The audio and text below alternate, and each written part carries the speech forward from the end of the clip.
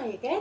So in this session we're looking at feeding again, but just picking up on some of the things that we haven't mentioned in earlier sessions, or just building on a few of the things that we have already mentioned in earlier sessions, just to sort of tie up a few loose ends, I suppose, really. The first thing that I want to talk to you about is, we talked earlier in a previous session about obviously the positioning of the baby, and whether you're breastfeeding or formula feeding, holding the baby as if you're going, the sort of distance away from you like you would if you were breastfeeding, so the baby's in that perfect eye-to-eye contact with you.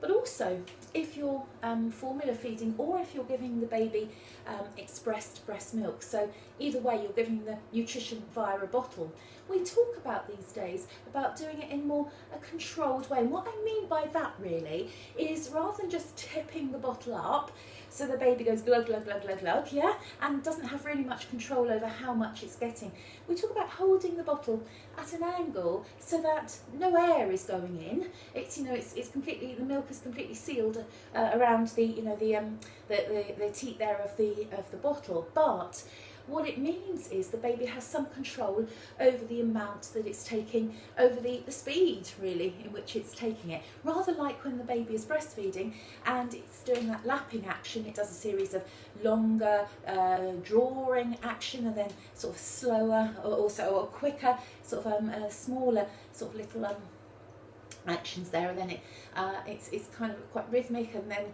it sort of stops, and then it continues again. So the baby is very much in control of or what feels comfortable for when it's having the nutrition that way. So when we're giving it via a bottle, we try to mimic that by holding the bottle at an angle, so that the baby is able to have some control over it itself, and doesn't just feel that it's just tipping into its mouth. So I just wanted to mention that. Also, I wanted to sort of mention to you a few other sort of questions that people often say to us when they're thinking about, or when we're at sessions and we're talking about infant feeding. Sometimes people will say, what about if I was to express breast milk and give it to my baby that way? Well, absolutely.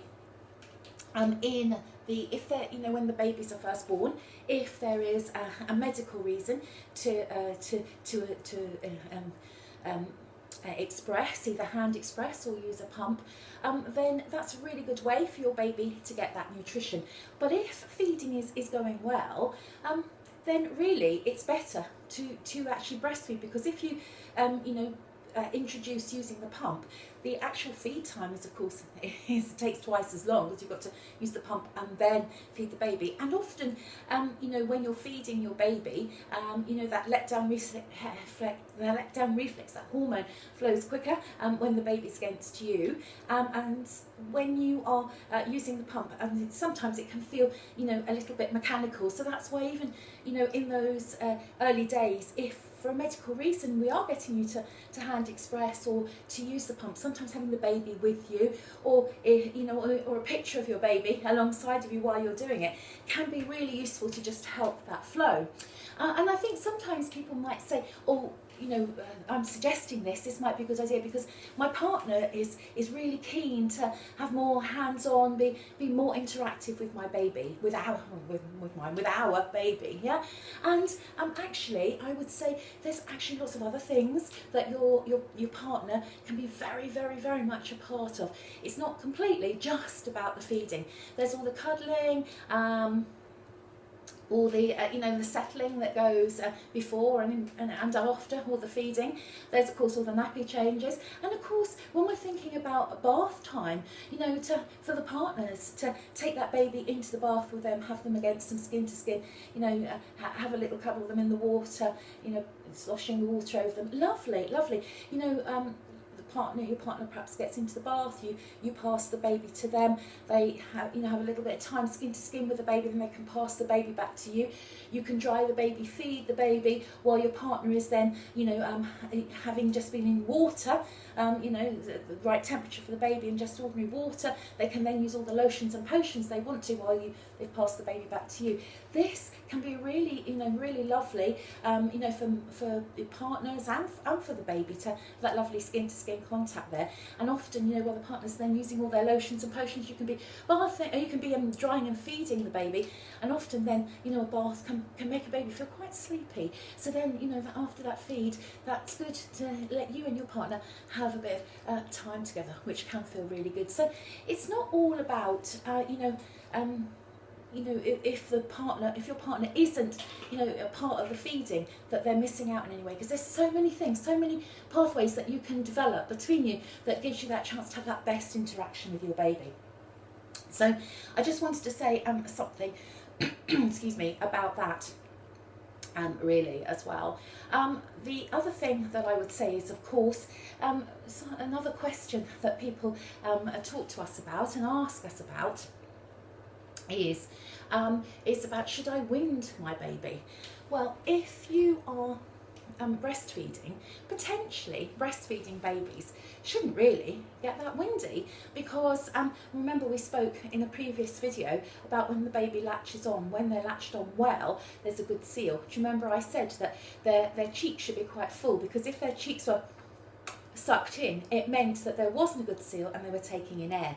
So potentially if they're feeding really well, then they shouldn't be taking in lots of air, so they shouldn't really get that windy. But I would still say, whether you have a breastfeeding or a formula feeding baby, I would certainly still, give them a little bit of a rub, a little bit of winding after they've fed. If you're breastfeeding rather, then just a few minutes, and if the baby doesn't bring up any wind, you can be fairly assured that that's fine, and they probably didn't have any. But if you're breastfeeding, if you're formula feeding, then I would carry on with winding for a little bit longer, just to ensure, if if there is any wind there, that you help them to bring it up before you put them back down. So that's something else then I wanted to just talk about.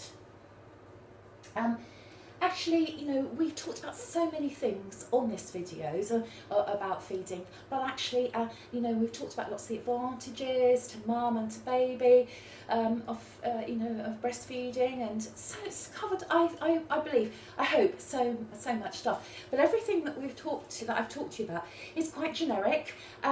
So that's why I can't stress enough, after you've had your baby, to absolutely take all the help that you can get from the maternity support workers, who are gurus at helping you feed, from the midwives, from once you've finished with the midwifery service, the health visiting team and the milk group, and any other of the infant feeding support networks that there are out there. So please don't be afraid to ask questions and get support. We've covered, as I say, an awful lot of stuff here today, or over all these videos, but there's so much more information that I could give you. Now, I've already mentioned earlier on a good video that's worth watching, the Global Health Media Attaching Baby at the Breast. I really hope that this has been some help to you, and also please ask away questions, and we'll try and help you and support you, because it's although this is a generic piece of information, we're always keen to tailor it to you and to your baby at the time you're asking for that help. Hope all that makes sense, and see you soon for another video. Okay then, bye bye.